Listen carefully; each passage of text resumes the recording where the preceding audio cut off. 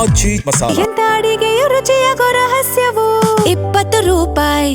Nice toll ನಲ್ಲಿ ಸಹಜವಾಗಿ ಮೊನ್ನೆಯಿಂದಲೂ ಕೂಡ ಅತಿ ದೊಡ್ಡ ಹೋರಾಟ ಪ್ರತಿಭಟನೆಗಳಾಗೋಯ್ತು. ದುಡ್ಡು ಕಟ್ಟಲ್ಲ ಅಂತ ಕಾರಣ ಕೇಂದ್ರ ಸಚಿವ ಎಚ್ ಡಿ ಕುಮಾರಸ್ವಾಮಿ ಅವರು ಬರೆದಿರುವ ಒಂದು ಪತ್ರ ಮತ್ತು ಯಾರು ಟೋಲ್ ಕಟ್ಟಬೇಡಿ ಅನ್ನುವಂತಹ ವಿಚಾರ ಹೇಳಿದ್ದಕ್ಕೆ ಇಷ್ಟೆಲ್ಲ ಗಲಾಟೆಗಳು ಆಗೋಗಿದೆ.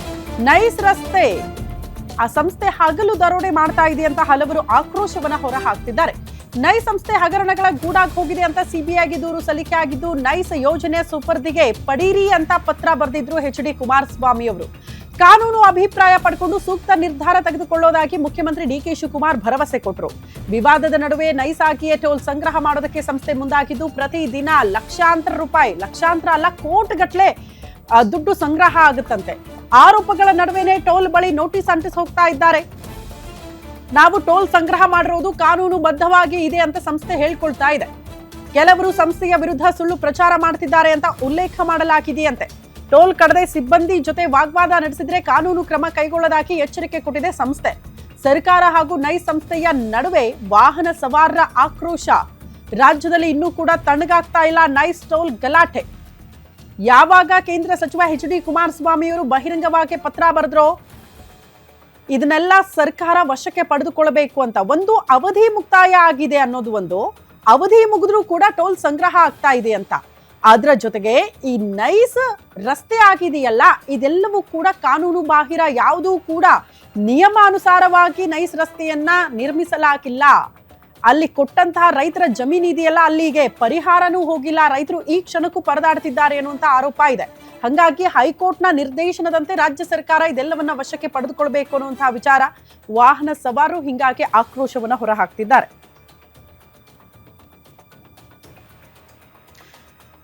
ಮೆಟ್ರೋ ಬ್ಯೂರೋ ಚೀಫ್ ಉಲ್ಲಾಸ್ ಈ ಕುರಿತು ಒಂದು ಪ್ರತ್ಯಕ್ಷ ವರದಿ ಕೊಟ್ಟಿದ್ದಾರೆ, ನೋಡ್ಕೊಂಡು ಬರೋಣ. ಇಡೀ ರಾಜ್ಯಾದ್ಯಂತ ಕಳೆದ ಕೆಲ ದಿನಗಳಿಂದ ಒಂದು ವಿಚಾರ ಭಾರಿ ಸದ್ದನ್ನು ಮಾಡ್ತಾ ಇದೆ. ಅದರಲ್ಲೂ ಕೇಂದ್ರ ಸಚಿವ ಎಚ್ ಡಿ ಕುಮಾರಸ್ವಾಮಿ ಒಂದು ವಿಚಾರವನ್ನು ಪ್ರಸ್ತಾಪ ಮಾಡಿದರು. ನೈಸ್ ಯೋಜನೆ ಏನಿದೆ ಅಥವಾ ನೈಸ್ ರಸ್ತೆಯಲ್ಲಿ ಸಾಕಷ್ಟು ಅಕ್ರಮ ಆಗಿದೆ, ಅನಧಿಕೃತವಾಗಿ ಟೋಲನ್ನು ಸಂಗ್ರಹ ಮಾಡಲಾಗ್ತಾ ಇದೆ. ಸೊ ಕೂಡಲೇ ಇದಕ್ಕೆ ಬ್ರೇಕನ್ನು ಹಾಕಬೇಕು, ಜೊತೆಗೆ ಇಡೀ ನೈಸ್ ಯೋಜನೆಯನ್ನು ಸಂಪೂರ್ಣವಾಗಿ ರಾಜ್ಯ ಸರ್ಕಾರ ತನ್ನ ಸುಪರ್ದಿಗೆ ಪಡ್ಕೋಬೇಕು ಅನ್ನುವಂತಹ ಒಂದು ಒತ್ತಾಯವನ್ನು ಮಾಡಿದರು. ಈಗ ಸದ್ಯ ನಾನು ನಂದಿ ಲಿಂಕ್ ರಸ್ತೆಯಲ್ಲಿದ್ದೀನಿ. ನಂದಿ ಲಿಂಕ್ ರಸ್ತೆಯಲ್ಲಿರುವಂತಹ ಟೋಲ್ ಪ್ಲಾಜಾದ ಬಳಿ ಇದ್ದೀನಿ. ಕೇವಲ ಇಲ್ಲಿ ಮಾತ್ರ ಅಲ್ಲ, ಬಹುತೇಕ ಕಡೆಗಳಲ್ಲಿ ಅಂದರೆ ಯಾವಾಗ ಎಚ್ ಡಿ ಕುಮಾರಸ್ವಾಮಿ ಒಂದು ಮಾತನ್ನು ಹೇಳಿದ್ರು, ಯಾರು ಕೂಡ ಟೋಲನ್ನು ಕಟ್ಟಬೇಡಿ ಅಂಥೇಳಿ ಒಂದಷ್ಟು ವಾಹನ ಸವಾರರು ಇಲ್ಲಿನ ಟೋಲ್ನ ಸಿಬ್ಬಂದಿಯ ಜೊತೆಗೆ ಮಾತಿನ ಚಕಮಕಿಯನ್ನು ನಡೆಸುವಂಥ ಕೆಲಸಕ್ಕೂ ಕೂಡ ಮುಂದಾಗ್ತಿದ್ದಾರೆ. ಯಾಕೆಂತಂದರೆ ಕೇಂದ್ರ ಸಚಿವರೇ ಹೇಳಿದ್ದಾರೆ, ಇಲ್ಲಿ ಇಲ್ಲಿಗಲ್ ಆಗಿ ಟೋಲನ್ನು ಸಂಗ್ರಹ ಮಾಡ್ತಿದ್ದಾರೆ, ಯಾರು ಕೂಡ ಟೋಲನ್ನು ಕಟ್ಟಬೇಡಿ ಅನ್ನುವಂಥ ಒಂದು ಮನವಿಯನ್ನು ಮಾಡ್ಕೊಂಡಿದ್ದಾರೆ. ಸೊ ನಾವು ಟೋಲನ್ನು ಕಟ್ಟೋದಿಲ್ಲ ಅನ್ನುವಂತಹ ಒಂದು ಮಾತನ್ನು ಹೇಳುವಂಥ ಕೆಲಸಕ್ಕೆ ಮುಂದಾಗ್ತಾ ಇದ್ರು. ಸೊ ಕೇವಲ ಅಂದರೆ ಒಂದು 4-5 ಕಡೆ ಬೆಂಗಳೂರಿನ ಸುತ್ತಮುತ್ತ 4-5 ಕಡೆ ಟೋಲ್ ಪ್ಲಾಜಾಗಳೇನಿದೆ, ಆ ಎಲ್ಲ ಪ್ಲಾಜಾಗಳಲ್ಲೂ ಕೂಡ ಒಂದಷ್ಟು ವಾಗ್ವಾದ, ಮಾತಿನ ಚಕಮಕಿ ಎಲ್ಲವೂ ಕೂಡ ನಡೆಯುವಂತಹ ಸನ್ನಿವೇಶಗಳು ನಿರ್ಮಾಣ ಆಗಿದ್ವು.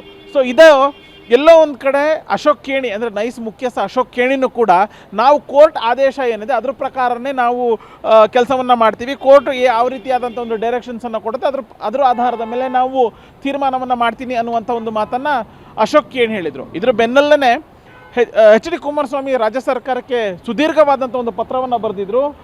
ನೈಸ್ ಯೋಜನೆ ಅಥವಾ ನೈಸ್ ಸಂಪೂರ್ಣವಾಗಿ ಯೋಜನೆ ಏನಿದೆ ಅದನ್ನು ನೀವು ರಾಜ್ಯ ಸರ್ಕಾರ ತನ್ನ ಸುಪರ್ದಿಗೆ ಪಡ್ಕೊಳ್ಳಿ ಅನ್ನುವಂತಹ ಒಂದು ಮನವಿಯನ್ನು ಮಾಡಿದರು. ಇದ್ರ ಬೆನ್ನಲ್ಲೇ CM ಡಿ ಕೆ ಶಿವಕುಮಾರ್ ಒಂದು ಮಾತನ್ನು ಹೇಳಿದರು, ಕಾನೂನಿನ ಅಭಿಪ್ರಾಯವನ್ನು ಪಡ್ಕೊಂಡು ನಾವು ತೀರ್ಮಾನವನ್ನು ಮಾಡ್ತೀನಿ ಅನ್ನುವಂಥ ಒಂದು ಮಾತನ್ನು ಹೇಳಿದರು. ಸೊ ಇದ್ರ ಬೆನ್ನಲ್ಲೇ ನಾನು ನಿಮಗೆ ಒಂದು ಸಾರ್ವಜನಿಕ ಪ್ರಕಟಣೆಯನ್ನು ತೋರಿಸುವಂಥ ಕೆಲಸಕ್ಕೆ ಮುಂದಾಗ್ತಿದ್ದೀನಿ. ಕೇವಲ ನಂದಿ ಲಿಂಕ್ ರಸ್ತೆಯಲ್ಲಿರುವಂತಹ ಟೋಲ್ ಪ್ಲಾಜಾ ಅಂತಲ್ಲ, ಬಹುತೇಕ ಎಲ್ಲ ಟೋಲ್ ಪ್ಲಾಜಾಗಳಲ್ಲೂ ಕೂಡ ನೈಸ್ ಸಂಸ್ಥೆ ಈ ರೀತಿಯಾದಂತಹ ಒಂದು ನೋಟಿಸನ್ನು ಹಾಕಿದೆ.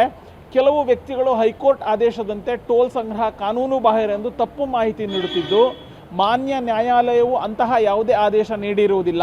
ಟೋಲ್ ಬೂತ್ ಸಿಬ್ಬಂದಿಗಳಿಗೆ ಕಿರುಕುಳ ನೀಡುವುದು ಹಾಗೂ ಟೋಲ್ ಪಾವತಿಸದೆ ಪ್ರಯಾಣ ಮಾಡುವುದು ಕಾನೂನು ಬಾಹಿರ ಕೃತ್ಯವಾಗಿದ್ದು, ಅಂತಹವರ ಮೇಲೆ ಸೂಕ್ತ ಕಾನೂನು ಕ್ರಮ ಕೈಗೊಳ್ಳಲಾಗುವುದು. ಸೊ ವಾಹನ ಸವಾರರು ಮತ್ತು ಟೋಲ್ನ ಸಿಬ್ಬಂದಿಗಳ ನಡುವೆ ಮಾತಿನ ಚಕಮಕಿ ಆಗ್ತಾ ಇತ್ತು, ಒಂದಷ್ಟು ಗಲಾಟೆಯನ್ನು ಕೂಡ ನಡೆದಿತ್ತು. ಇದು ಆಗಬಾರ್ದು ಅನ್ನುವಂಥ ನಿಟ್ಟಿನಲ್ಲಿ ಈ ಒಂದು ಸಾರ್ವಜನಿಕ ಪ್ರಕಟಣೆಯನ್ನು ನೈಸ್ ಸಂಸ್ಥೆ ಹೊರಡಿಸುವಂಥ ಕೆಲಸಕ್ಕೆ ಮುಂದಾಗಿದೆ.